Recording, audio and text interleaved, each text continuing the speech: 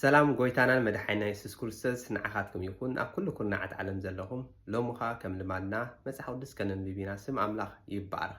ናይ ሎማዓንቲ ንባብና ካብ መጽሓፍ ቅዱስ መዝሙር ዳዊት ምዕራፍ 88 ካብ ጥቕሲ 1 ክሳብ ጥቕሲ 18 ስም ኣምላኽ ይባረኽ። ወእግዚአብሔር ኣምላኽ ምድሓነይ ኣብ ቅድሚኻ ለይትን መዓልትን ኣእውእ ኣለኹ። ጸሎተይ ኣብ ቅድሚኻ ይብጻሕ፣ እዝንኻ ናብ ኣውያተይ ኣድንን።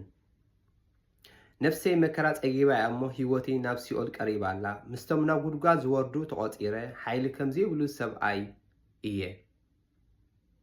ከምቶም ድሕርዚ ዘይትዝክሮም ካብ ኢድካ እተቖርፁ ኣብ ጉድጓድ እውን ዝድቅሱ ቁትላት ኣብ ማእኸል ምዉታት ተደርበኹ። ኣብ ዓሚቕ ጉድጓድ ኣብ ጸልማት ኣብ ማዕሙቕ ኣንበርካኒ።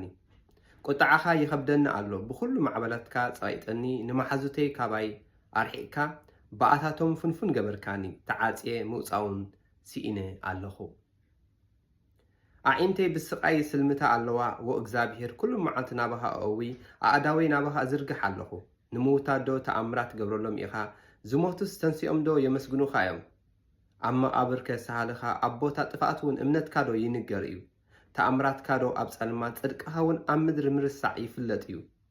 ጎይታዬ ኣነ ግና ናባኻ ኣእዊ ኣለኹ፣ ጸሎተይ ድማ ኣንጊሁ ይቀባበለካ ኣሎ። ጎይታዬ ስለምንታይ ንነፍሰይ እትድርብያ? ንምንታይ ስገጽካ ተኹለለይ ኣለኻ? ካብ ንእስነተይ ጀሚረ ሽጉርን ውፅዕን እየ። ፍርሓትካ ተሰኪመስ ተስፋ ቆርጽ ኣለኹ። ሓዊ ቁጣዓኻ ብልዕለይ ሓሊፉ፣ ስምባድካ ኣጥፊእኒ። ሙሉእ መዓልቲ ከም ማይ ከይቦምኒ ሓቢሮም ኣብ ዙርያይ ኣለዉ።